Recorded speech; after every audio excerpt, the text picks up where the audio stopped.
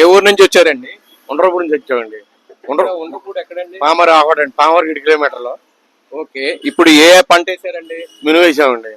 ఇప్పుడు మీరు స్ప్రేయర్ తీసుకొచ్చారు, ప్రాబ్లం ఏంటండి అది? అదేనండి, ఎక్సలేటర్ ఒకటి, తాడు లాగేది ఒకటి, కొంచెం మైనర్ రిపేర్లు ఉంటే చేపిద్దాం వచ్చండి, ఆయిల్ ఒకటి మార్చాలి. ఓకేనండి. ఓకే సురేష్, ఏంటి ప్రాబ్లం అయింది?